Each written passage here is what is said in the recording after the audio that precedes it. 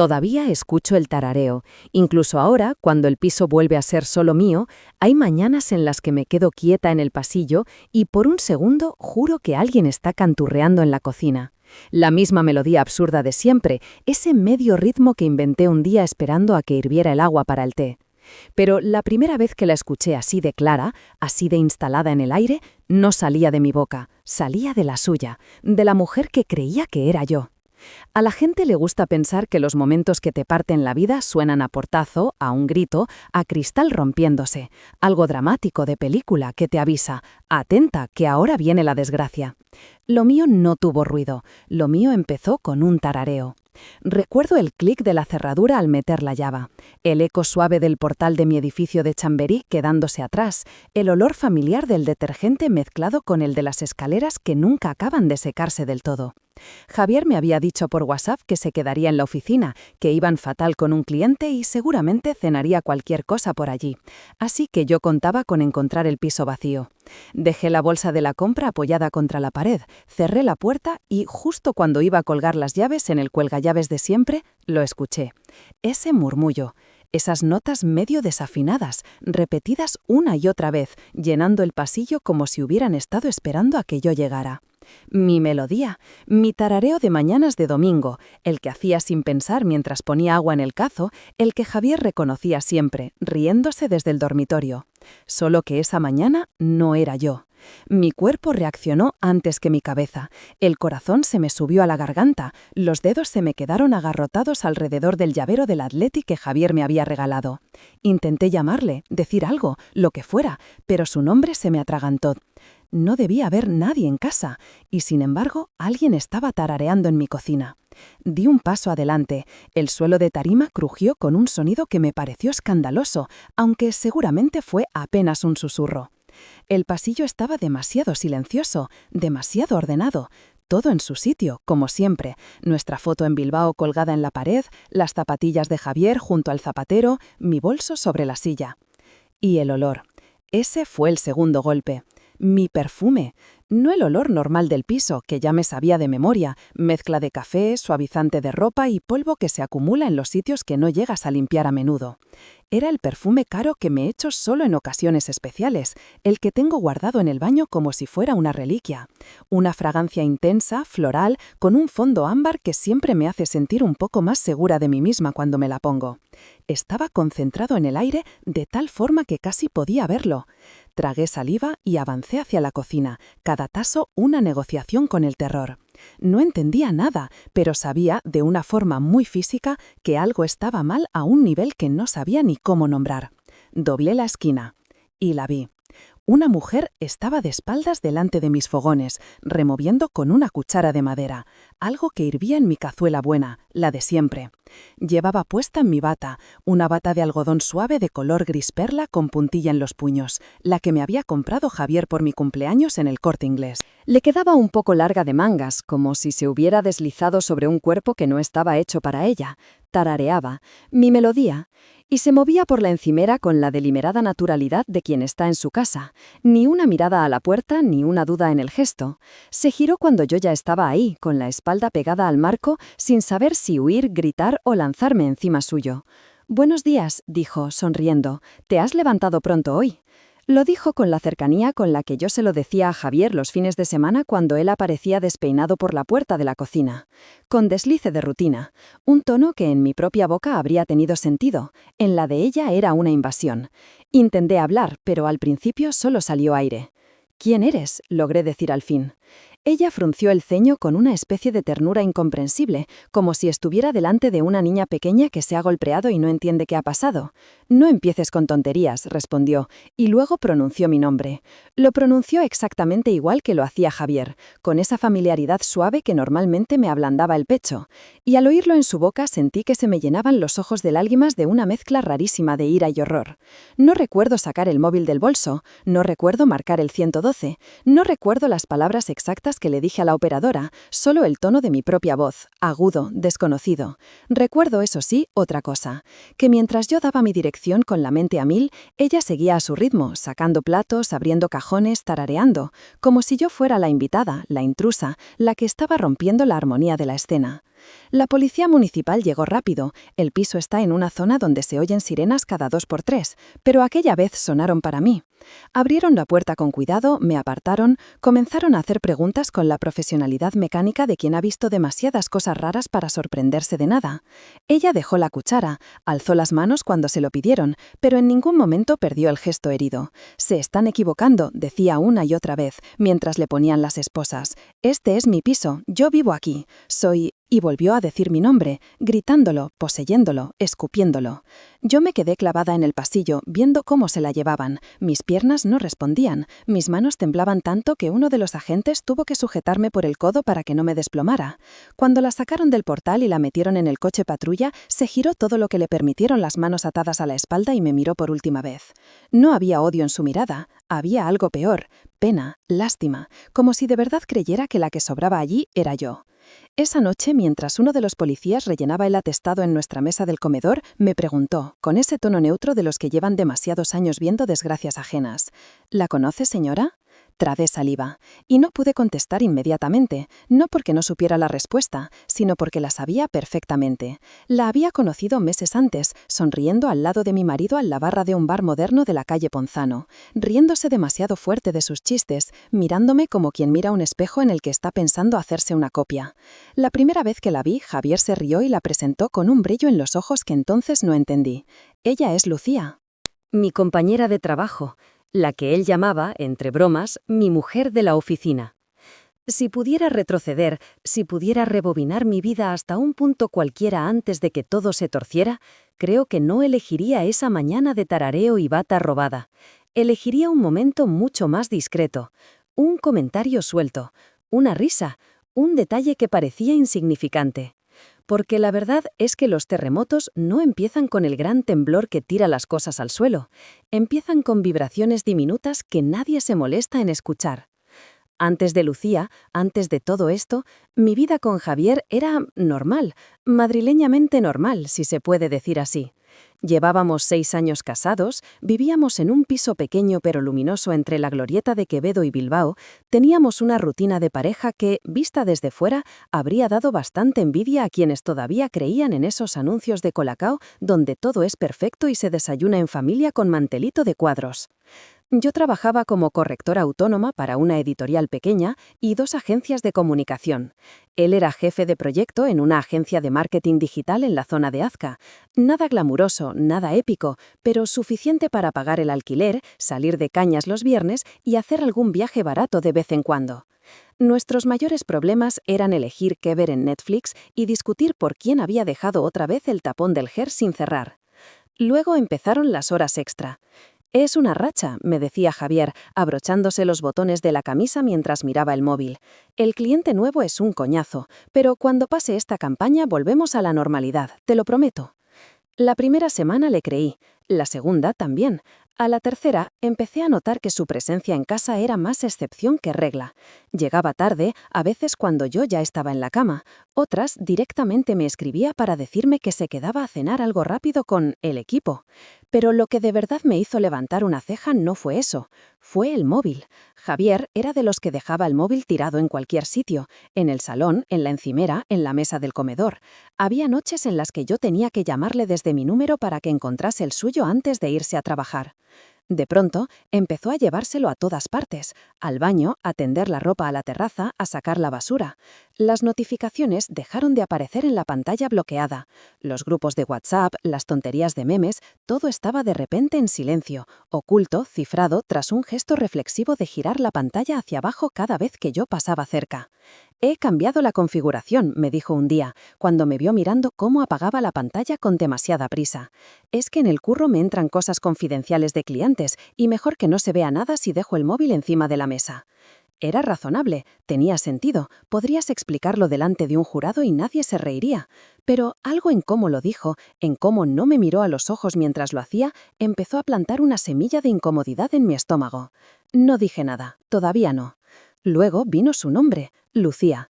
Al principio era una mención casual entre muchas otras. Hoy Lucía ha salvado una reunión que se iba al garete, me contaba, abriendo un yogur en la cocina. Le ha dado la vuelta a la presentación en 10 minutos. Es una máquina.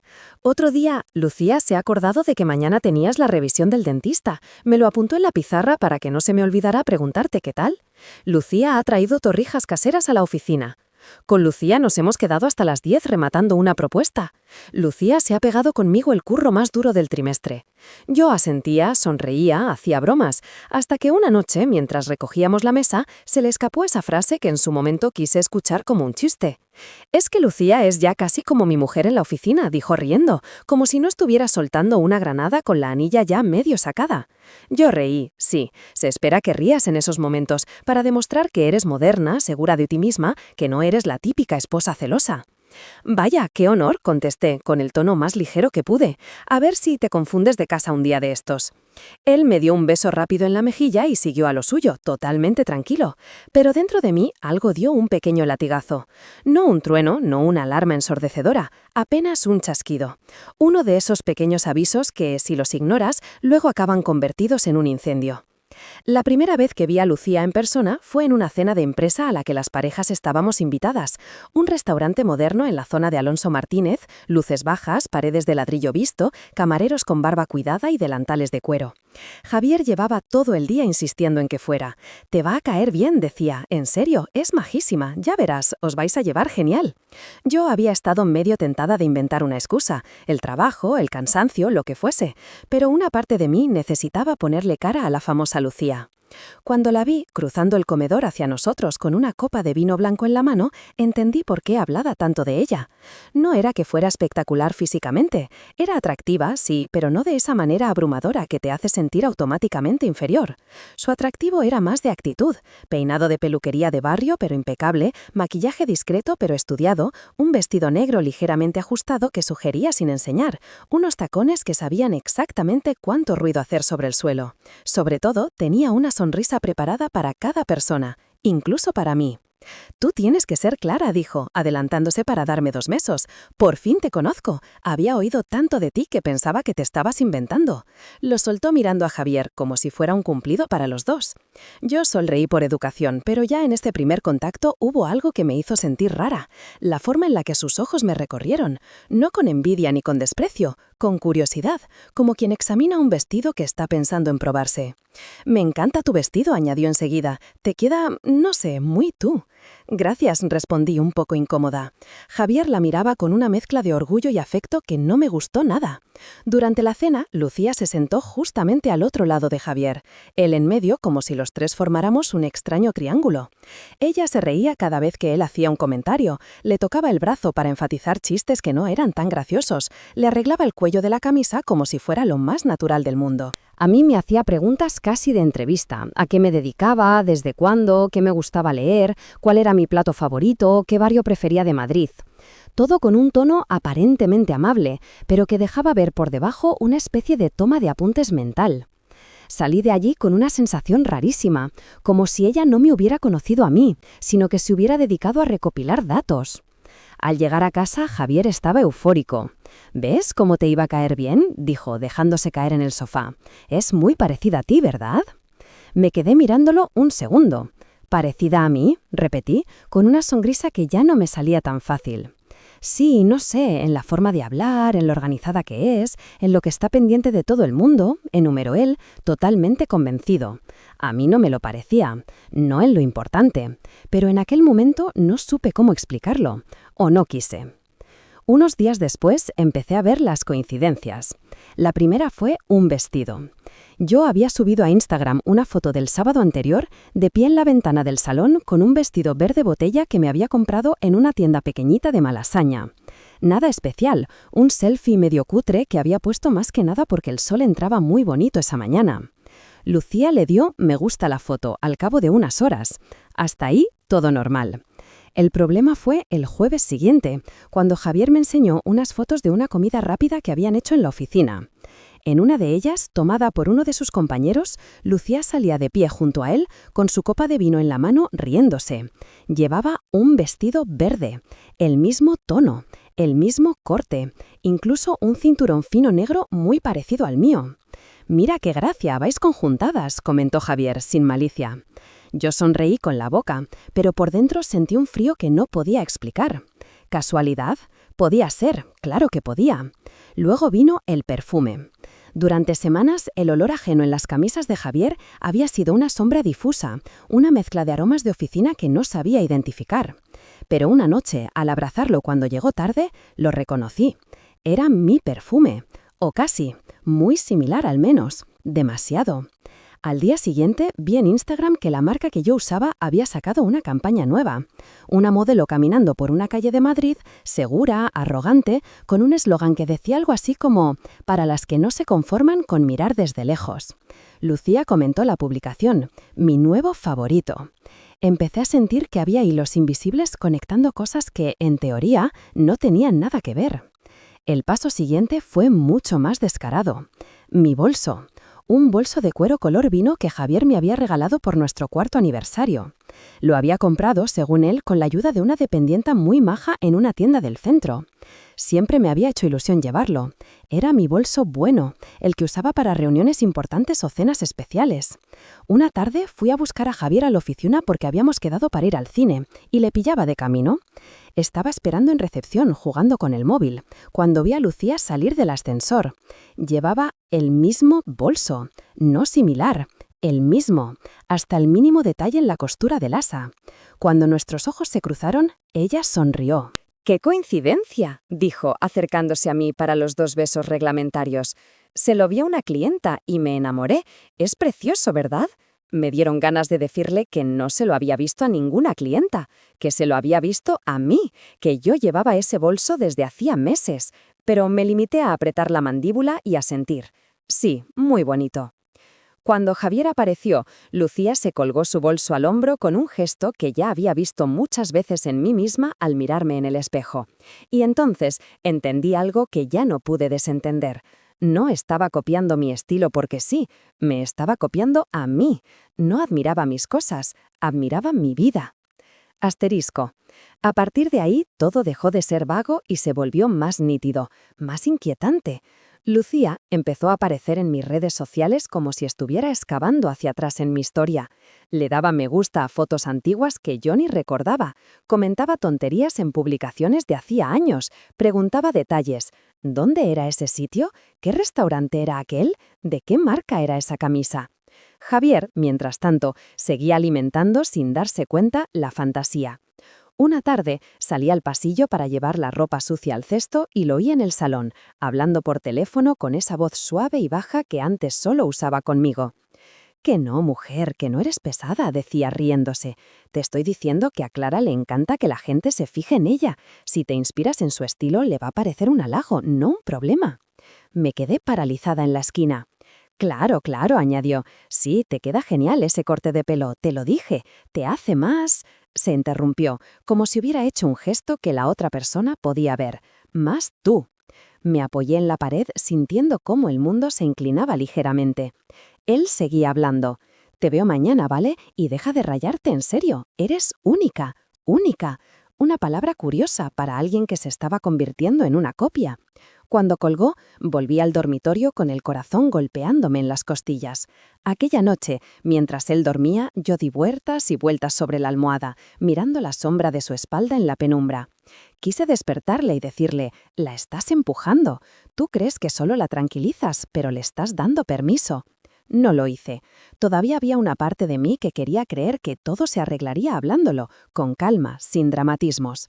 Esa parte se hizo añicos una semana después. Fue un martes. Había decidido trabajar fuera de casa para despejarme y me fui a mi cafetería favorita, una esquina en una calle pequeña cerca de Olavide donde conocían mi nombre y sabían que siempre pedía lo mismo: café con leche en vaso de cristal y una tostada de pan de pueblo con tomate y aceite. Era mi sitio seguro, mi pequeño ritual de media mañana. Justo cuando estaba a punto de salir por la puerta, me entró un mensaje de mi amiga Laura. «¿Has cambiado de look? Lágrimas de felicidad».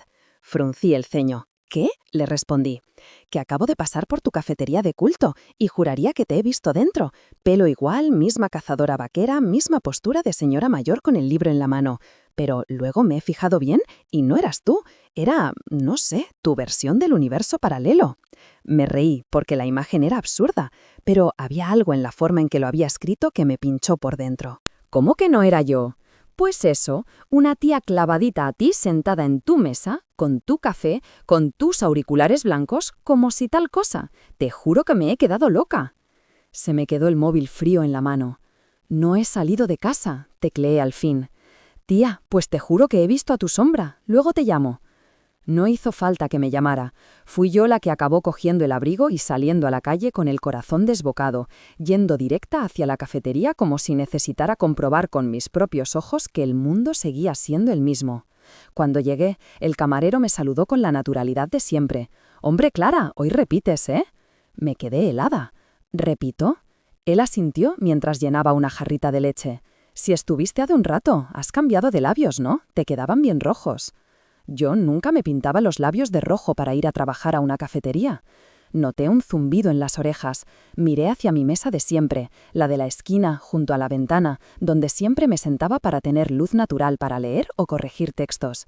La silla estaba ligeramente separada, como si alguien se hubiera levantado hacía poco.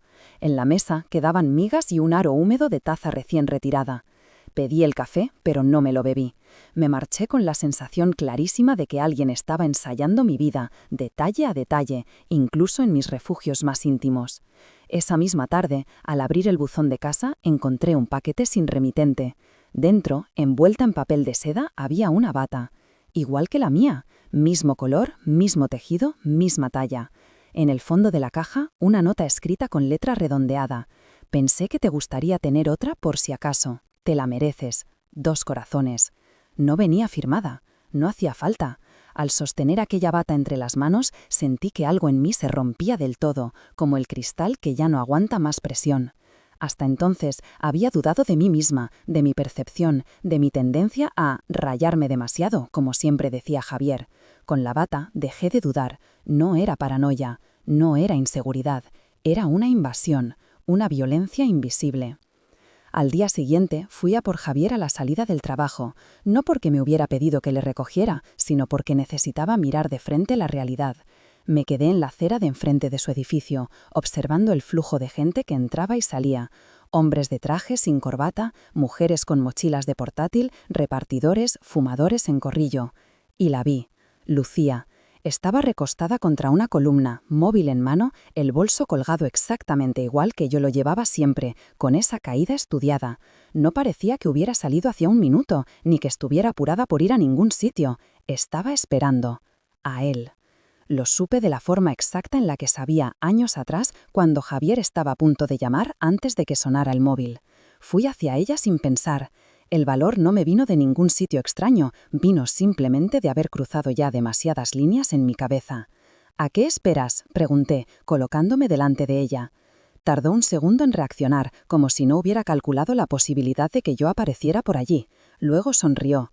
«¿A Javier? Claro», contestó, como si fuera lo más obvio del mundo. «Vamos a revisar una propuesta de campaña en un bar de la esquina». Él me ha dicho que venía tarde y que le esperara. Una cosa eran los likes en mis fotos, las coincidencias de ropa, el perfume.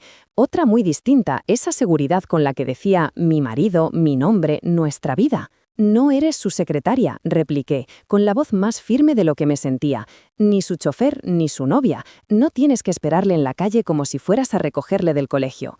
El brillo de sus ojos cambió un instante, luego carraspeó, recuperando la sonrisa.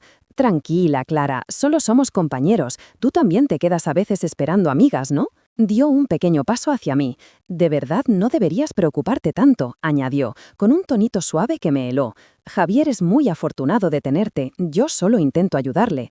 Se marchó antes de que se me ocurriera qué contestar, dejando en el aire una estela de mi propio perfume. Aquella noche se lo conté a Javier. No todos los detalles, no toda la locura que ya sentía dentro, solo lo de la bata, lo de la cafetería, lo de la espera en la puerta. Él suspiró y se apoyó en la encimera de la cocina, cansado.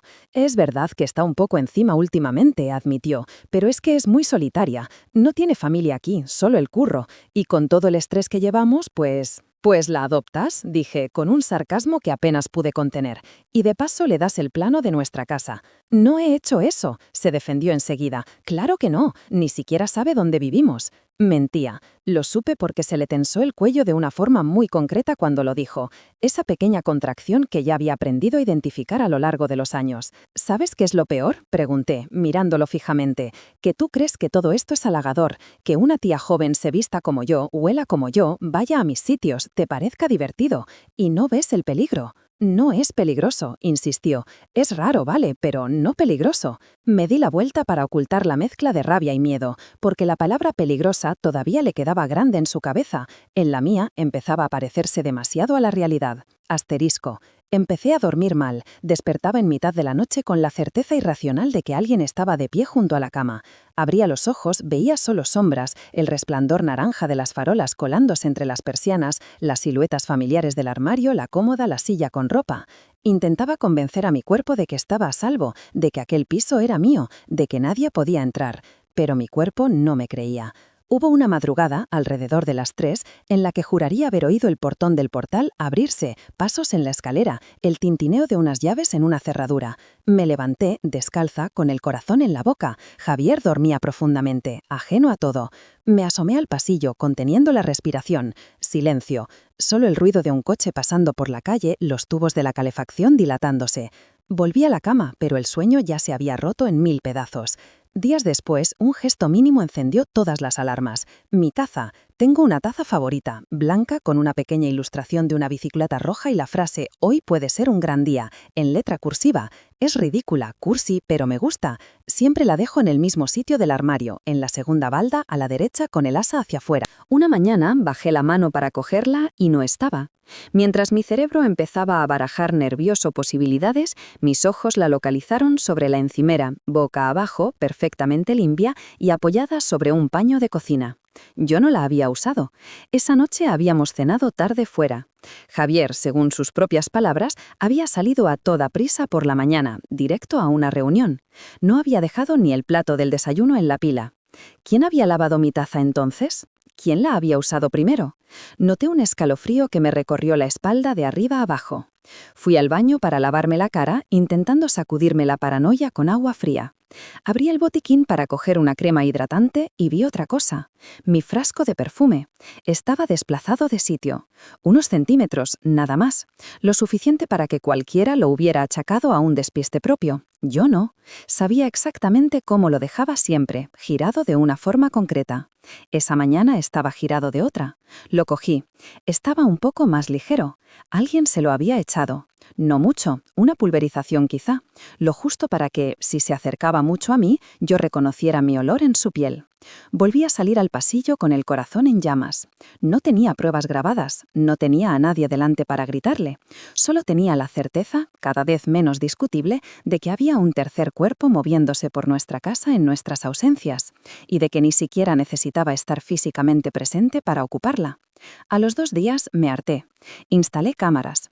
Cargué con la culpa católica de estar convirtiendo mi hogar en una especie de gran hermano doméstico, pero la culpa no era tan pesada como el terror que llevaba semanas comiéndome las entrañas. Compré 3 cámaras pequeñas, de esas que se conectan al wifi.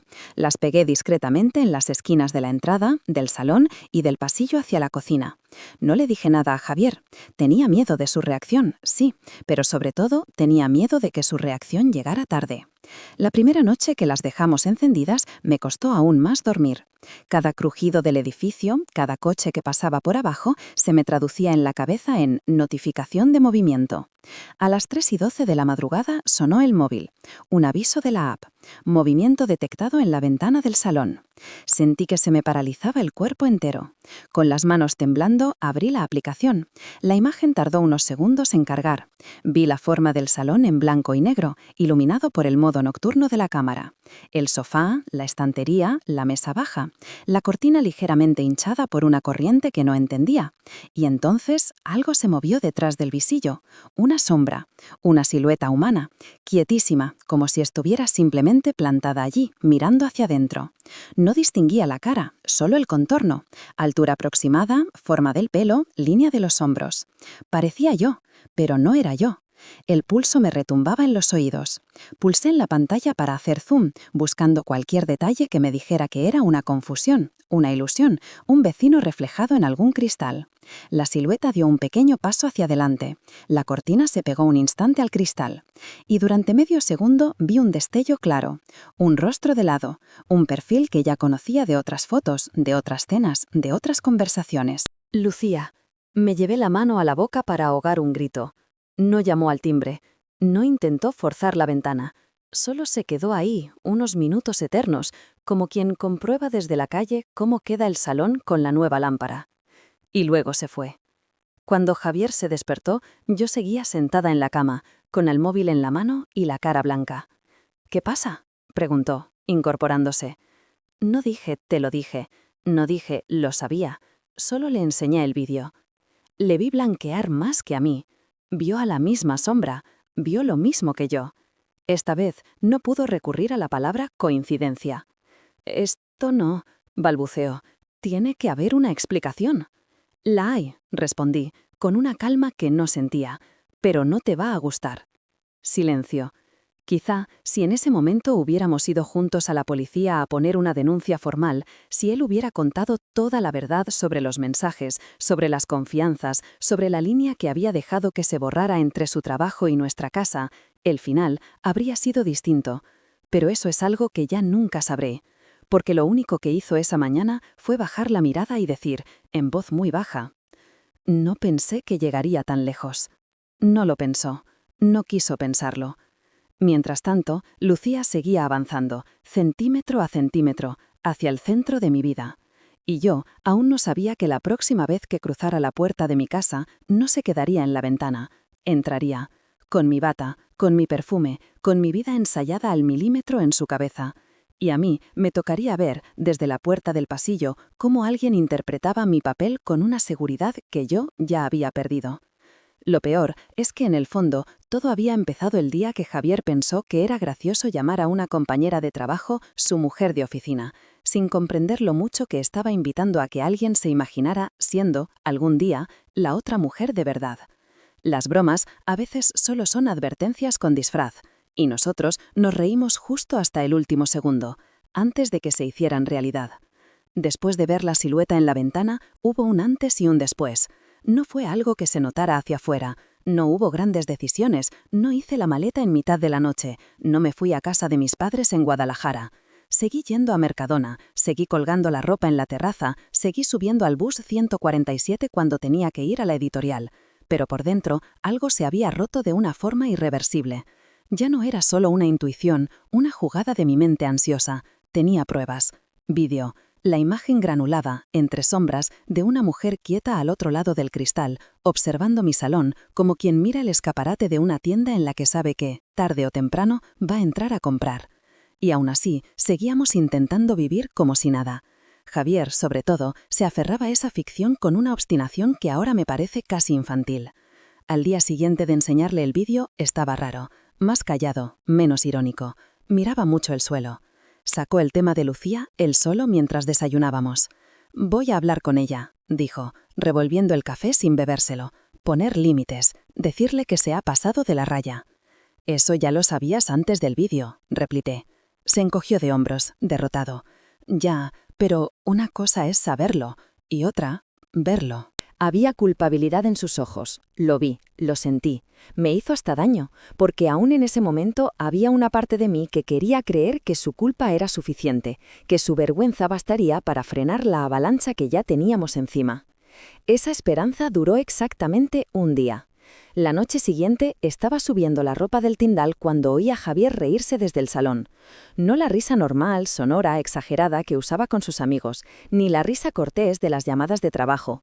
Era esa risa baja, íntima, que antes era solo mía. Me quedé quieta en la puerta del dormitorio, sujetando aún una toalla en la mano, escuchando. «No, tía, no digas eso», decía él. «No eres pesada, solo estás nerviosa». Pausa. «No, claro que no me agobia, me gusta que me escribas». Otra pausa, más larga. «Bueno, es complicado ahora, ¿vale? Pero eso no significa que...». Se calló, como si se acordara de repente de que las paredes son finas.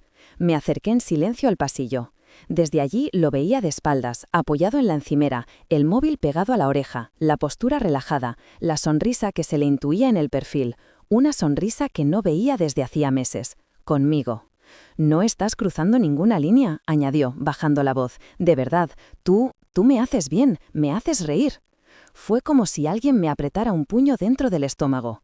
No sé cuánto tiempo estuve ahí, clavada, escuchando medias frases y silencios que me completaba sola. Hasta que, de pronto, se giró y me vio. Su expresión cambió en un segundo. No te había oído», balbuceó, colgando con una rapidez torpe. «Era del curro». Me apoyé en el marco de la puerta. ¿Lucía? La forma en que evitó mi mirada fue la confirmación. «Estaba agobiada con una entrega», murmuró. Nada más. «No estás cruzando ninguna línea», repetí, con la voz tan tranquila que hasta yo me asusté. «¿Eso le has dicho?» Se pasó la mano por el pelo, nervioso. «Clara, por favor, no montes un drama. Bastante tenemos ya con el vídeo». Di un paso hacia él. No grité, no lloré, no hice ninguna escena de película. Solo dije muy despacio. «¿De verdad no ves que tú eras la línea?» Me miró como si le hubiera hablado encino. «No he hecho nada», insistió. «No te he puesto los cuernos, no hemos...» Se interrumpió, como si la palabra follado fuera demasiado burda para sacarla en aquel momento. «No hace falta que te la folles para que esto esté mal», dije, y ahí sí que noté cómo me temblaba un poco la voz. «Le has dado atención, le has dado intimidad, le has dado acceso a nuestra casa, a nuestra vida, y ahora tenemos a esa mujer en la ventana del salón a las 3 de la mañana». Se quedó callado. Por primera vez desde que todo empezó, no tuvo una respuesta rápida. «No, pensé que...» empezó, «que era peligroso», acabé yo por él. Asintió, pequeño. «Yo creía que solo...» buscó la palabra, «que solo me admiraba». Me reí, amarga. «La admiración no entra por las ventanas de madrugada, Javier». Esa conversación se quedó flotando entre nosotros durante días, como una nube de humo que no sabes de dónde viene, pero no se disipa. Él prometió cosas, que pondría distancia, que hablaría con recursos humanos, que pediría que la cambiaran de proyecto. No sé si lo hizo. Lo que sí sé es lo que encontré yo, porque el miedo tiene la mala costumbre de llevarte a sitios donde nunca pensaste que llegarías. Y una noche, mientras Javier dormía en el sofá, exhausto de tanto hacerse el fuerte, yo cogí su tablet. Lo hice con una mezcla de culpa y desesperación que me mordía por dentro. No quería convertirme en esa persona, en la que revisa cosas. Pero a esas alturas, la alternativa era seguir a oscuras mientras alguien se paseaba por mi casa a plena luz del día. La tablet no tenía código. La encendí, abrí la aplicación de mensajes que ya conocía de haberla visto en la oficina en otras ocasiones. Y allí estaba todo. Las fotos, decenas. Lucía, de pie frente a un espejo, con un jersey de rayas idéntico al mío. Lucía en un bar que yo había etiquetado 1000 veces en historias de Instagram, sentada en la misma mesa donde solíamos ir Javier y yo los viernes. Lucía en un banco del Retiro con un libro que yo había publicado en foto hacía semanas, sujetándolo exactamente de la misma forma, incluso con la misma taza de café de cartón en la mano. Lucía, con el pelo recogido en un moño desordenado, las mismas horquillas que yo llevaba. Lucía, con un vestido blanco de lunares negros clavado a uno mío, hasta el cinturón. Había incluso una foto que me heló de manera especial. Lucía, apoyada en el alféizar de una ventana de un piso cualquiera, con un jersey grueso de lana, sujetando una taza blanca entre las manos, mirando hacia afuera. Esa pose era mía. Mía, de una foto que Javier tenía como fondo de pantalla desde hacía 4 años. Debajo de cada foto, las respuestas de Javier. «Te queda brutal. Joder, estás guapísima. Ahora sí que te pareces a ella. Si os juntaras, no sabría cuál es cuál. Lágrimas de felicidad». Me ardían los ojos. Seguí bajando, sin control. Encontré mensajes que iban más allá de la estética. Conversaciones largas en las que ella le contaba que se sentía sola, que nunca había encajado del todo en su familia, que en Madrid por primera vez sentía que podía convertirse en la persona que siempre había tenido dentro. Y él diciéndole que la entendía como nadie, que a él también le había costado siempre sentirse visto, que conmigo estaba bien, pero que a veces sentía que yo estaba en mi mundo, con mis libros, mis textos, mis correcciones. Eso fue lo que más daño me hizo. No las fotos, no sus cumplidos, sino ver cómo, a escondidas, había dibujado una versión de nuestro matrimonio en la que yo era fría, distraída, insuficiente. En un mensaje, Lucía escribió: ¿crees que a ella le importaría si me cortara el pelo como ella? A veces siento que si fuera un poco más como Clara, tú podrías, no sé, estar conmigo sin sentir que traicionas nada. Javier respondió: creo que ese corte te quedaría precioso. Preciosas. Preciosas eran también las palabras que vomité en silencio, allí en la oscuridad del salón sin que nadie las oyera. Al final del chat, un mensaje reciente brillaba aún sin leer. Lucía: estoy pensando en hacer algo especial, una sorpresa, algo que sea como demostrar de verdad quién soy, quién puedo ser contigo. No contestó él, contesté yo. Apagué la pantalla. En algún lugar de la ciudad, a esas horas, ella estaría mirándose al espejo, probándose alguna versión de mí. Yo solo podía pensar en que, pasara lo que pasase, Javier ya no era un espectador inocente, había sido coguionista. Después de aquella noche, la casa dejó de ser solo un escenario observado desde fuera, se convirtió en un escenario utilizado. Las cámaras captaron cosas que me costó días reunir fuerzas para ver. Luces encendiéndose cuando nosotros no estábamos, sombras pasando rápido frente a la lente del pasillo, la silueta de alguien asomándose al quicio de la cocina y retirándose enseguida, como quien toma medidas. El vídeo más angustioso, sin embargo, no fue el más espectacular. Fue uno en el que apenas se veía nada. Una mañana, mientras los dos estábamos fuera, yo en una corrección en la editorial, Javier en una reunión con clientes, la cámara de la entrada grabó el momento en que la puerta se abría. No se vio la llave, solo el movimiento ligero, la rendija de luz del pasillo del portal entrando, la sombra de una persona delgada. La cámara, colocada en un ángulo alto, captó la parte superior de una cabeza, el pelo recogido en un moño bajo. La figura se quedó un instante parada, como escuchando. Luego entró. No se le veía la cara, solo el borde del hombro, el lomo de un abrigo claro. Se acercó al perchero. Se oyó el golpecito de una percha al moverse. Una bolsa rozando la pared. Pasos hacia la cocina. El vídeo terminaba ahí. Las otras cámaras estaban mal configuradas ese día y no grabaron más. Cuando lo vi, sentí una mezcla de rabia y terror tan intensa que tuve que parar y sentarme por miedo a desmayarme. Llamamos a la policía. Vinieron, vieron el vídeo, tomaron nota, nos hablaron de órdenes de alejamiento y de procedimientos legales que sonaban burocráticos e insuficientes frente a la imagen de alguien utilizando tu casa mientras tú no estás. ¿Tenéis sospechas de quién puede ser?, preguntó el agente. Javier y yo nos miramos. Sí, contesté, sin dudar. Lucía. El agente anotó el nombre, levantó la vista y con un tono que mezclaba profesionalidad y cierto cansancio, nos explicó que no era tan fácil. Es complicado demostrar un allanamiento sin daños y sin testigos claros, vino a decir. Complicado. Otra palabra que se sumaba a la lista de eufemismos con los que todo el mundo intentaba parapetar el miedo. Durante unos días, la presencia de la policía pareció frenar a Lucía. No hubo más alertas, más vídeos inquietantes, más tazas movidas. Empecé a relajarme ligeramente, a pensar que quizá el susto, la posibilidad de una denuncia seria, la haría recular. Falsa esperanza. Cuando una obsesión ha echado raíces tan hondas, no se arranca con un simple tirón. Necesita algo más violento. Y ese algo llegó una mañana de jueves.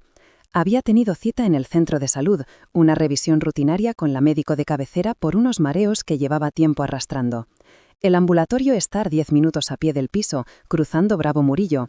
Fui, me senté en la sala de espera con otras 10 personas, escuché por enésima vez el timbro de consulta 4, repetido como un mantra por la pantalla. La doctora me atendió rápido, me hizo preguntas, me pidió análisis, me recordó que respirara hondo. Yo no le dije que lo que me mareaba no era la tensión ni el azúcar, era el miedo. A la vuelta, el barrio estaba tranquilo. Era media mañana. Algún jubilado caminando despacio, un repartidor dejando cajas en el bar de abajo, una madre empujando un carrito. Entré en el portal, saludé al vecino del primero que bajaba con la basura, subí en el ascensor. Al plantarme delante de mi puerta, tuve, por primera vez en mucho tiempo, una sensación extraña. Silencio. No el silencio normal de un piso vacío, otro tipo, más espeso. Metí la llave, la giré, la puerta se abrió con el mismo chasquido de siempre. Y entonces la escuché. Mi melodía, tarareada muy bajito, desde la cocina. No hubo duda posible. Aquello que llevaba meses anticipando, imaginando, temiendo, estaba pasando. En ese momento, en mi casa. Sentí cómo la sangre se me iba de la cara.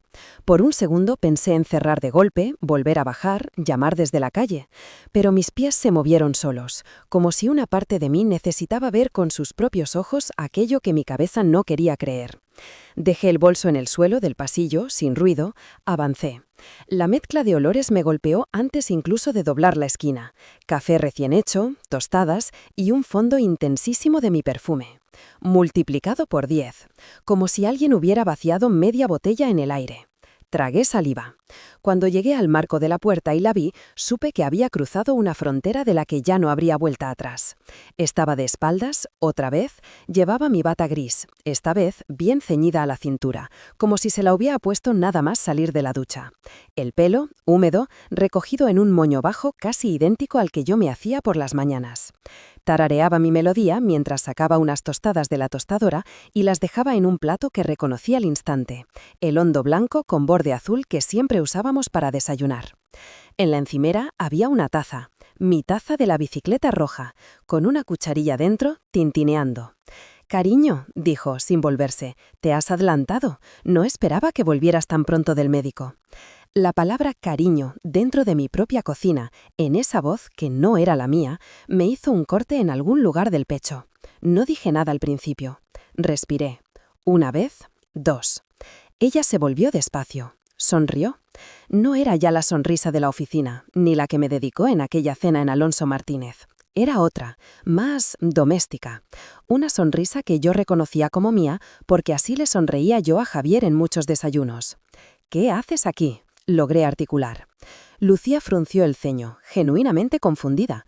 «¿Cómo que qué hago aquí?», respondió. «Vivo aquí». Lo dijo como quien responde a «¿cómo te llamas?» o «¿qué día es hoy?». Se acercó un poco, sujetando la taza por el asa. «Te he hecho café», añadió, ofreciéndomela con una naturalidad que me dio ganas de golpearla. «¿Cómo te gusta? Con leche, poca azúcar, tenías cara de no haber dormido bien. Siempre duermes mal cuando tienes cita con médicos». Su precisión me mareó. Dio un paso más. Yo di uno atrás. «No te acerques», avisé. Ella dejó de avanzar, pero no retrocedió. Sus ojos, tan oscuros como los recordaba, me miraban con una mezcla de cariño y compasión.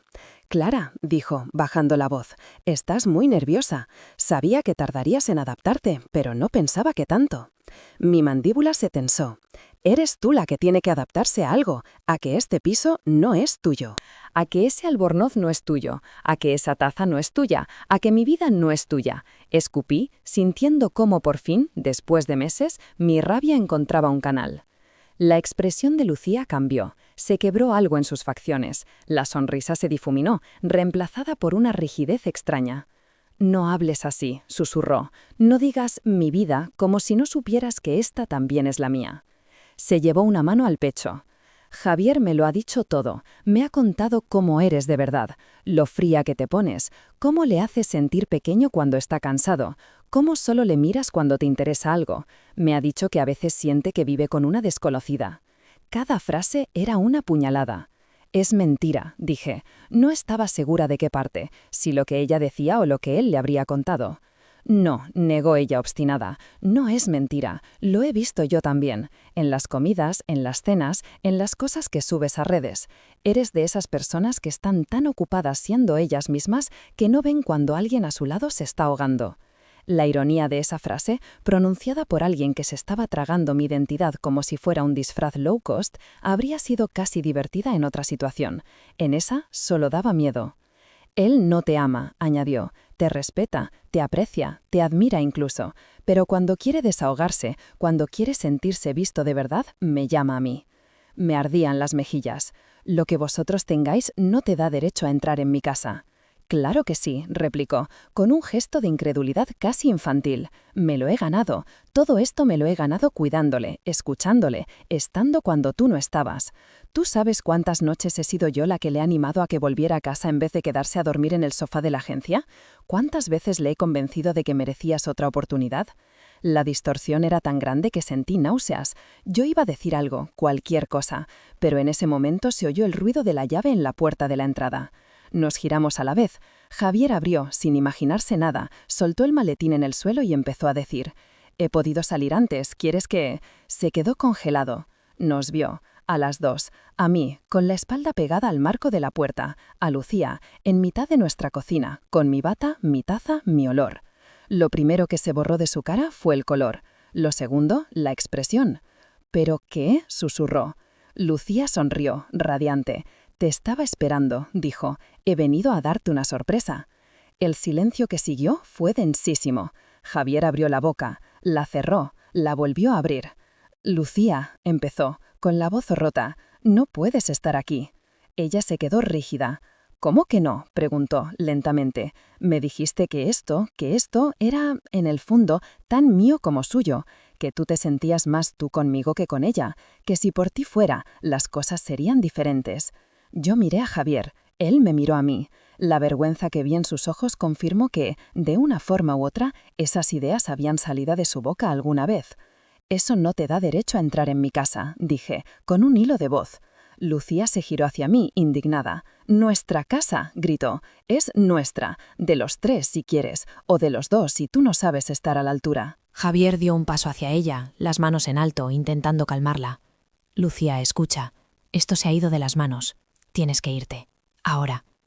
La palabra «tienes» actuó como cerilla. Lucía dejó la taza en la encimera con un golpe seco. La porcelana tintineó. «¿Irme?», repitió, con un temblor en la voz que daba miedo. «Después de todo lo que he hecho por ti, después de cómo me has mirado, después de cómo me has hecho creer que...». Se volvió hacia mí con una brusquedad que no le había visto hasta entonces. «¿Sabes qué es lo que más duele?», soltó. «Que te lo di todo para que no tuvieras que sentirte culpable. Me corté el pelo como tú, me vestí como tú, aprendí tus manías, tus horarios, tus recetas de cenas rápidas. Me he sentado en tus cafeterías, me he puesto tus perfumes, he trabajado hasta tarde para que él pudiera llegar a casa a tiempo y tú siguieras creyendo que era el marido perfecto». Empezó a caminar hacia mí. Yo, instintivamente, busqué con la mano algo que me separara de ella. Lo único que encontré fue el borde de la puerta. «No te acerques», ordenó Javier, viendo cómo se tensaban sus hombros. Lucía no le hizo caso. «Te di la oportunidad de irte dignamente», continuó, su voz cada vez más alta, más agitada. «Podías haberle dejado, podías haberle liberado. Te estaba haciendo un favor, Clara. Y tú te has aferrado a algo que ya no te pertenece». Los ojos se le llenaron de lágrimas, pero no dejó de avanzar. Cuando estuvo a menos de 1 metro, levantó el brazo como si fuera a tocarme la cara. «Déjame enseñarte», susurró. «Déjame enseñarte cómo se es tú, pero bien». No sé de dónde me salió la fuerza. Le agarré la muñeca con una mano y la aparté de un manotazo. Fue un gesto defensivo, mínimo, pero fue suficiente para que se rompiera la última compuerta. El brillo de sus ojos se transformó en algo voraz. «No deberías haber hecho eso», dijo, en un tono bajo que me heló. Se abalanzó. No me dio tiempo a esquivar sus manos. Me sujetó por el cuello de la bata, la mía, la original, no la copia que me había enviado, y me empujó hacia atrás. Chocamos contra la pared del pasillo. El marco de una foto se tambaleó. Sentí un golpe en la cabeza, un fogonazo blanco. Intenté apartarla, pero era más fuerte de lo que parecía. Sus dedos se cerraron sobre mi garganta apretando. «Ya no eres necesaria», gritó, con la cara desencajada. «No te necesito. Él no te necesita. Nadie te necesita». El aire se me fue. Oí como desde muy lejos el grito de Javier. «Lucía, suéltala», rugió, tirando de ella. Siguió apretando medio segundo más, los ojos fijos en los míos. En ellos no vi odio. Vi una determinación gélida, casi lógica. Estaba convencida de que estaba corrigiendo algo torcido. Al siguiente golpe, Javier consiguió desengancharla de mí. La arrastró hacia el salón, forcejeando. Ella intentaba soltarse, pataleaba, arañaba. Yo caí al suelo, tosiendo, llevándome la mano al cuello, notando la piel arder bajo los dedos. «Nos estáis fastidiando a los dos», chillaba ella. «Nos estáis cortando las alas. Teníamos un plan». «No teníamos ningún plan», gimió Javier, con los ojos llenos de lágrimas. «No así». Yo me arrastré hasta el mueble del recibidor, donde estaba mi móvil. Marqué el 112 casi sin mirar, con las manos temblando. La conversación con la operadora me llega ahora como flashes. Mi voz rota diciendo dirección, intento de explicar entre tos y lágrimas que una mujer estaba en mi casa, que me había intentado estrangular, que seguía allí. Oí de fondo a Lucía gritar algo sobre que yo lo estaba exagerando, que solo quería que reaccionara, que la escuchara. Los policías llegaron tan rápido que, por primera vez, sentí que el tiempo jugaba a mi favor. 3 agentes de la Policía Nacional entraron en el piso, con chalecos y caras serias. Uno se quedó conmigo ayudándome a incorporarme, preguntando si podía respirar bien. Los otros 2 fueron hacia el salón, donde Lucía seguía forcejeando con Javier. «Señorita, suéltele ahora mismo», ordenó uno. Ella les miró jadeando. «No entendéis nada», dijo. «Estoy intentándole salvar. Si ella se va, él por fin podrá ser feliz». «Suéltele», repitió el agente, esta vez con la mano ya en la defensa. Javier, con la cara desencajada, aprovechó el instante de confusión para apartarse de ella. Uno de los policías la agarró del brazo, el otro la inmovilizó de espaldas. Lucía chilló. «¡Soltadme! ¡Esta es mi casa! ¡Es mi casa! ¡Él es mi marido!». Volvió a decir mi nombre, a gritos, una y otra vez. «Soy yo», rugía. «Soy yo, soy Clara. Ella es la impostora». El eco de su voz retumbó en las paredes mucho después de que se la llevaran, esposada, llorando, todavía pegando patadas al aire como una niña a la que sacan a rastras de un parque. Cuando por fin la puerta del portal se cerró tras ellos y las sirenas se perdieron calle abajo, el silencio cayó sobre el piso como una losa. Javier se deslizó hasta el suelo, apoyando la espalda en la pared. Yo me quedé de pie un momento, con las piernas temblando, mirando la marca rojiza que sus dedos habían dejado en mi cuello, reflejada en el espejo del recibidor. No me reconocí. No reconocí a la mujer con los ojos abiertos de par en par, la respiración entrecortada, los hombros en tensión.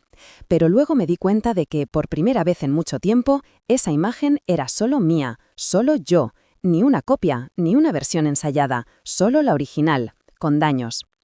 Las horas siguientes se desarrollaron en un extraño modo automático. Vinieron más policías. Uno de ellos se presentó como inspector, sacó una libreta, nos hizo preguntas a los 2. Me sentaron en la mesa del comedor con un vaso de agua delante, como en las películas, y me dejaron contar. Conté lo de la bata, lo de la taza, lo de la ventana, lo de las cámaras, lo de las fotos en el tablet, lo de la cafetería, lo del paquete, lo de la llamada que le oí a Javier. Cuanto más hablaba, más me daba cuenta de lo mucho que había acumulado sin querer ver el monstruo que estaba formando. El inspector asentía despacio, sin sorprenderse en exceso. «Este tipo de casos no son tan raros como parecen», dijo cuando terminé. «No así, tan teatral quizá, pero la obsesión existe. La gente confunde la admiración con la apropiación.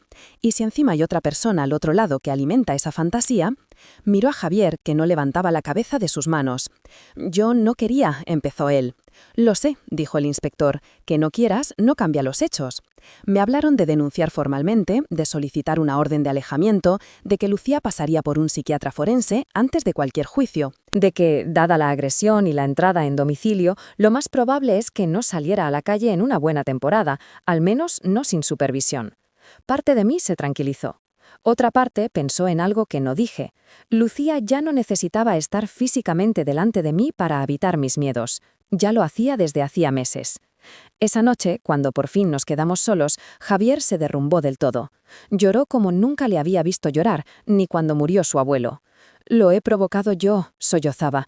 «Yo la animé, yo la dejé entrar en esta casa, aunque fuera solo con palabras. Empujé algo que ya estaba torcido». Yo estaba tan agotada que no tenía fuerzas ni para consolarle ni para reprocharle nada más. Me limité a sentarme a su lado en el suelo, apoyando la espalda en la pared opuesta, dejando que nuestras respiraciones se sincronizaran poco a poco, no por cariño, sino por pura costumbre. «No sé si podría haberse parado a tiempo», dije al cabo de un rato, la voz ronca, «pero sé que tú no hiciste nada por frenarlo». Javier asintió, tragando saliva. «Lo sé». Y por primera vez no intentó justificarse. Asterisco. Los días siguientes fueron una sucesión de trámites, llamadas, papeles, denuncias, declaraciones, reuniones con un abogado de oficio que nos asignaron para guiarnos por el proceso. La palabra víctima apareció en varios documentos, me sonaba rara pegada a mi nombre. Lo peor fue la llamada del inspector, una semana después. «Hemos estado tirando del hilo», me dijo. Lucía ya tenía antecedentes, no de delitos graves, pero sí de denuncias en otras ciudades, en Valencia, en Zaragoza. Antiguas compañeras de piso, excompañeras de trabajo, incluso una jefa. Todas describían patrones similares, imitaciones, mensajes obsesivos, intentos de acceder a sus casas, a sus redes sociales. En un caso hubo una orden de alejamiento, añadió el inspector. Se mudó de ciudad y la cosa se enfrió. hasta que llegó a Madrid, hasta que conoció a Javier, hasta que encontró, en nuestra vida aparentemente anodina, un refugio al que aferrarse con sus manos enfermas. La sensación de haber sido elegida no por quien era, sino por lo que representaba, un modelo de vida, un molde a rellenar, me dejó una mezcla de náusea y tristeza. Yo no era especial, era conveniente. Poco después de esa llamada, vino otra que me marcó aún más. Sonó un número oculto en mi móvil. Al descolgar, una voz femenina, tranquila, se presentó como psiquiatra del hospital donde Lucía estaba ingresada en la unidad de agudos. «Llevo su caso», dijo. «Solo quería informarle de que se encuentra estable físicamente. Emocionalmente está en evaluación. Hemos iniciado tratamiento y va a estar ingresada un tiempo». «¿Qué le pasa?», pregunté, sin saber si quería oír la respuesta. La doctora suspiró al otro lado. «No puedo darle detalles por confidencialidad», contestó, «pero sí le diré que hay un cuadro de personalidad muy complejo, con rasgos obsesivos y una fijación importante por determinadas figuras, usted en este caso». La palabra fijación me hizo apretar el móvil con más fuerza. «Hay un procedimiento legal en marcha y nosotros emitiremos informes al juzgado», continuó. «Lo más probable es que, dado el contexto, se establezca algún tipo de medida de tratamiento obligatorio». Pero esto no es inmediato. Lleva tiempo. No supe qué contestar. «¿Ella sabe que estoy hablando con usted?», pregunté al cabo de un rato. «Sabe que estamos en contacto con las personas implicadas», sí, respondió. «Y hay algo que debo decirle». Tragué saliva. La llamada que pudo hacer el día del ingreso, prosiguió, la hizo a su número, dejó un mensaje en su buzón de voz. Legalmente no podemos impedirle el derecho a realizar esa llamada, pero entendí que, si aún no lo ha escuchado, quizá prefiera estar acompañada cuando lo haga. Se me heló la espalda. Yo no sabía ni que tenía un mensaje pendiente. «Gracias», murmuré, «lo tendré en cuenta». Tardé 3 días en atreverme a escucharlo.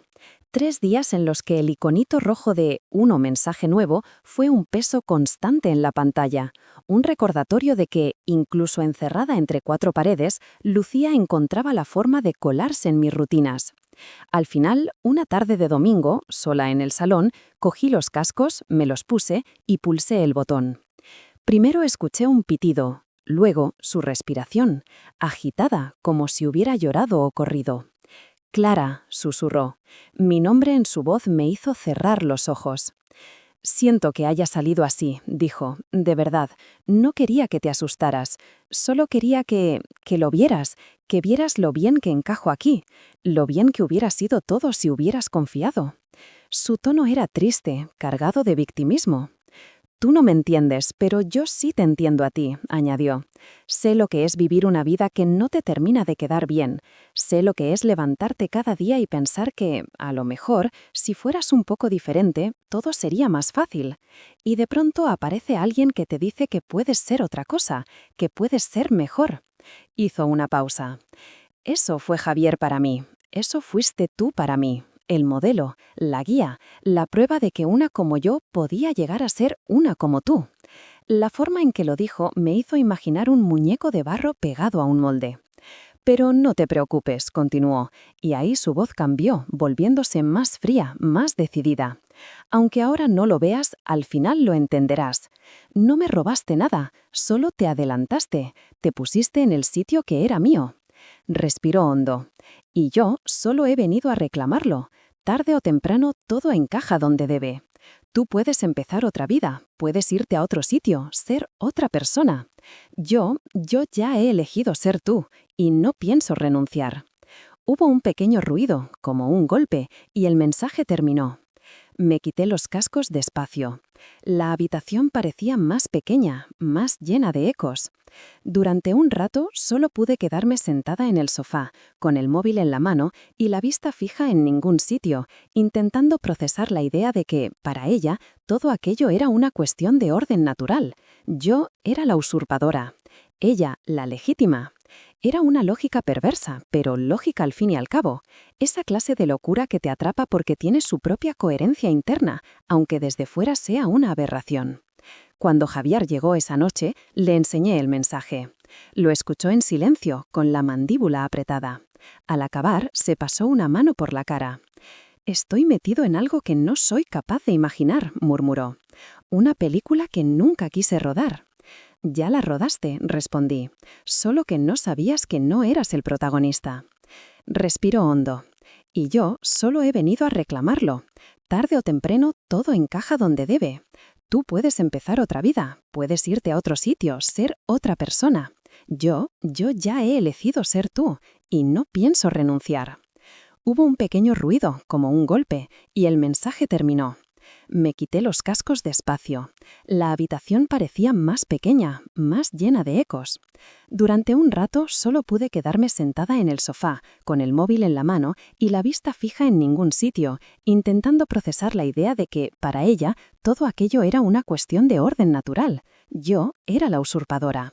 Ella, la legítima. Era una lógica perversa, pero lógica al fin y al cabo.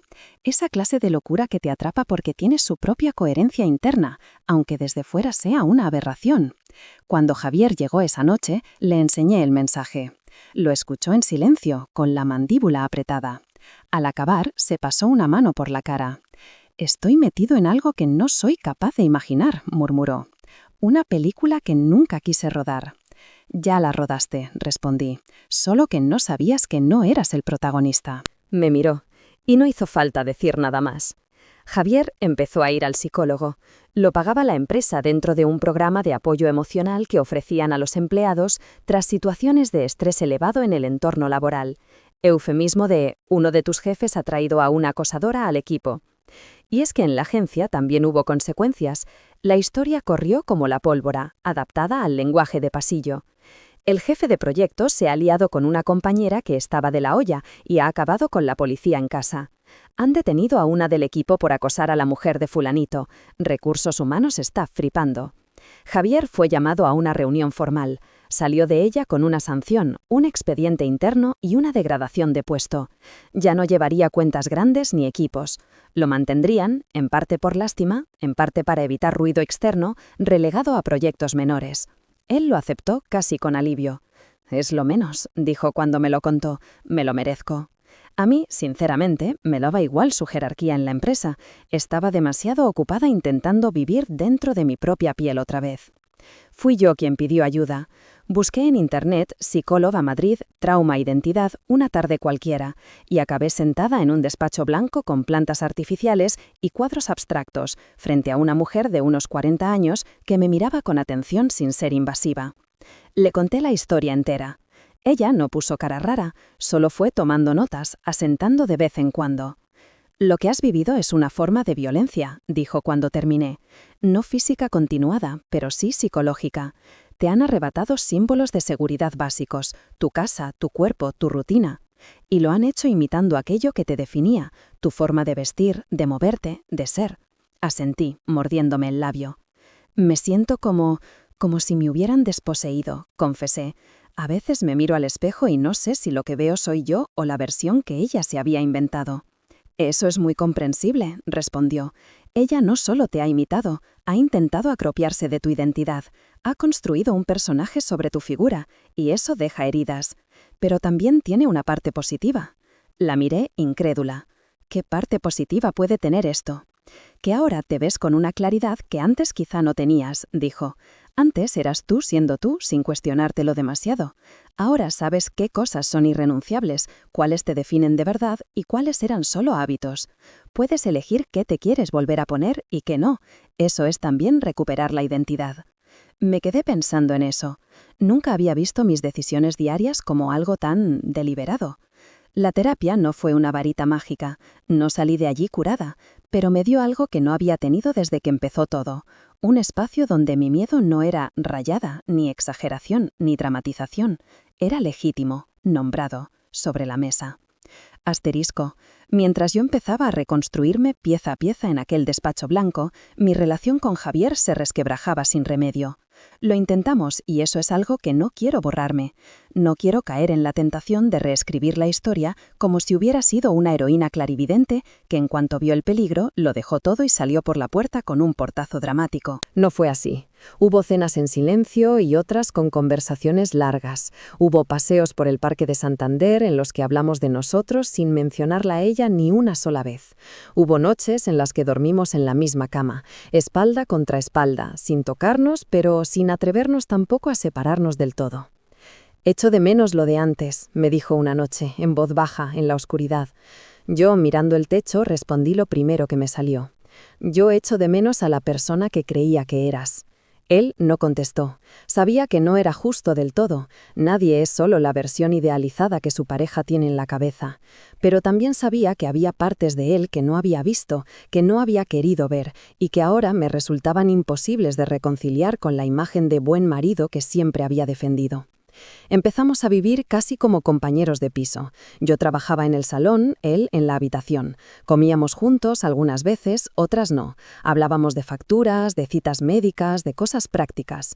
Todo lo emocional se había vuelto un territorio minado. Al cabo de unos meses, en una sesión de terapia de pareja que probamos por si acaso, la psicóloga nos lo dijo sin rodeos. Hay mucho dolor aquí, sentenció, y una pérdida de confianza muy profunda. No es imposible recomponer algo, pero sería algo distinto a lo que teníais antes. Una nueva relación, con nuevas reglas. Tenéis que decidir si queréis construir eso con el otro o no.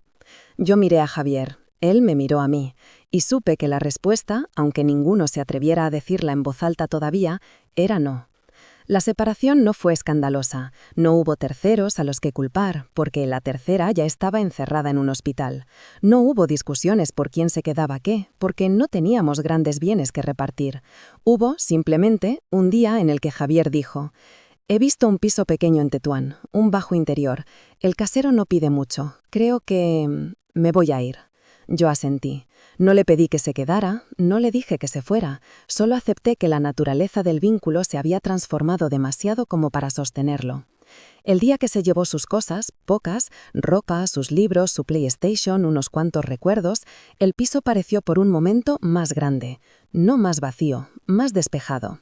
Me quedé sola, de pie en el salón, con cajas aún por desmontar, mirando alrededor como si aquel fuera el primer día que lo veía. Las marcas de los dedos de Lucía en mi cuello ya no se veían, pero yo seguía notándolas a veces, como esos dolores fantasmas que se quedan después de una operación. Cogí la bata gris del respaldo de la silla, la olí. Ya no olía a nada concreto, ni a mí ni a ella, solo a tejido limpio. La doblé con cuidado. No la tiré, no porque quisiera conservarla como recuerdo, sino porque, de alguna manera retorcida, me parecía que si la dejaba ir, dejaba también que alguien decidiera por mí qué objetos eran recuperables y cuáles no. Quería ser yo la que eligiera. Asterisco. El tiempo, que se había vuelto una masa informe durante los meses del acoso, empezó a recuperar su estructura. Los días volvieron a tener mañanas, tardes y noches. Los domingos dejaron de parecer amenazantes. Me atreví a abrir las persianas sin mirar antes las cámaras. Empecé nuevos rituales. Dejé de ir a la cafetería de siempre. Encontré otra, más lejos, en una calle en la que nadie sabía mi nombre ni mi pedido habitual. Cambié de perfume, pasé de las fragancias florales a una con notas amaderadas, menos dulces, más ásperas. Me corté el pelo un poco más de lo que había pensado al entrar en la peluquería, no para parecerme a nadie, sino, por primera vez en mucho tiempo, para dejar de parecerme tanto a la imagen que yo misma tenía de mí. Javier y yo seguíamos en contacto, pero poco. Mensajes puntuales sobre el proceso judicial, alguna llamada en fechas señaladas. No había odio, había una especie de melancolía resignada, como cuando piensas en un piso viejo en el que fuiste feliz, pero en el que ya no vivirías. Un día, casi un año después de la agresión, me llamó el inspector Reyes. Ya nos tuteábamos a esas alturas. «Solo quería tenerte al tanto», dijo. «Han decidido mantener a Lucía en tratamiento obligatorio. Va a pasar de la unidad de agudos a un régimen más estable pero controlado. Habrá revisiones periódicas del juez». ¿Puede salir?, pregunté. «En principio, solo acompañada y bajo supervisión médica», contestó, «y con la orden de alejamiento. No puede acercarse a ti ni a tu domicilio ni a tu lugar de trabajo. Si lo hiciera, sería delito». Sabía que lo que me estaba diciendo pretendía tranquilizarme, pero en cuanto colgué, una parte de mí imaginó su cara, más serena, más lúcida, hablando con un terapeuta, diciendo las palabras correctas, marcando todas las casillas del progreso, mientras en el fondo de su mente seguía latente la misma idea de siempre. Ese piso, ese hombre, esa vida, eran suyas. Mi psicóloga, cuando se lo conté, me devolvió la mirada a otro sitio. No te pido que confíes en ella ni en el sistema, me dijo. Te pido que confíes en ti, en lo que has aprendido, en las herramientas que tienes ahora para protegerte, para poner límites, para reaccionar si algo se tuerce. Me da miedo que todo esto vuelva, admití. No va a volver igual, respondió, porque tú ya no eres la misma. Asterisco. A veces, por las noches, cuando todo está en silencio y solo se escucha el rumor de la ciudad como un zumbido de fondo, me levanto y voy al baño. Paso por delante del espejo del pasillo. Antes evitaba mirarme. Me daba miedo encontrar en mi propio reflejo rastros de Lucía, un gesto que había copiado, una manera de inclinar la cabeza, una sonrisa ensayada. Ahora me obligo a sostener la mirada. Miro la mujer que tengo delante. No es la misma que estaba en esa foto en el alféizar que tanto le gustaba a Javier. Tiene el pelo un poco más corto, unas ojeras más marcadas, una dureza nueva en la línea de la boca. Pero también hay algo distinto en los ojos. No son los ojos de alguien que da por hecho que su vida está a salvo porque nadie va a querer arrebatárselo. Son los ojos de alguien que ha visto cómo esa vida era deseada por otra persona hasta el punto de intentar sustituirla. Y aún así, esa vida sigue siendo suya, la mía. Hay días en los que todavía siento rabia, contra Javier, contra Lucía, contra mí misma por no haberme plantado antes. Hay otros en los que la tristeza es lo que manda. Duelo por una época más ingenua, por la versión de mí que podía tararear en la cocina sin pensar que alguien, en algún sitio, estaba escuchando y memorizando. Pero también hay días de calma, días en los que el piso huele a café y a pan tostado y a un perfume nuevo que nadie más conoce. Días en los que abro las ventanas y dejo que entre el sol sin miedo a ver una sombra en el cristal. Días en los que puedo tararear otra melodía, distinta, sin pensar que nadie va a intentar adueñársela. Porque hay una verdad que ahora tengo clara. Hay personas que engañan por atención. Hay personas que engañan por pura costumbre, porque no saben querer de otra forma. Y luego hay personas como Lucía. Personas que no engañan para tener a alguien. Engañan para ser alguien, para convertirse en otra persona. Durante mucho tiempo yo no supe lo reemplazable que parecía desde fuera. No supe que mi vida, con sus rutinas de barrio, sus cafés de siempre, su bata gris y sus tarareos tontos, podía parecer un papel apetecible para alguien que no se soportaba a sí misma. No supe que había gente dispuesta a ponerse mi piel, como si fuera un abrigo colgado en un perchero cualquiera del pasillo. Ahora lo sé.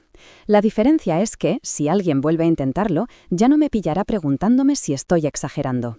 No podrán entrar por la puerta sin que yo vea desde el primer gesto el peligro. No podrán tararear en mi cocina sin que se me encienda algo muy antiguo, muy básico, que diga, aquí no. Porque sigo siendo la misma Clara que empezó todo esto tarareando una melodía tonta una mañana de domingo. Pero también soy otra, una que aprendió, a base de golpes, que su nombre, su casa, su voz y su historia valen lo suficiente como para no dejar que nadie más vuelva a escribirlas por ella. Lucía intentó ser yo, intentó vivir en mi casa, amar a mi marido, usar mi bata, ocupar mis cafés, apropiarse de mi reflejo. Falló. Quizá algún día salga a la calle convencida de lo contrario, repitiendo en su cabeza que, en el fondo, todas somos intercambiables. Que si se maquilla de una forma concreta, si se corta el pelo igual, si consigue entrar otra vez en un salón ajeno, podrá completar por fin la transformación. Ese ya no es mi problema. El mío es otro. Levantarme cada mañana, mirarme en el espejo y recordar que aunque alguien intentara borrar mi contorno, sigo aquí. Con mi cuello, con mis tarareos, con mis miedos, con mis nuevas rutinas, con mi vida. La única que, por mucho que otros lo deseen, solo puedo vivir yo.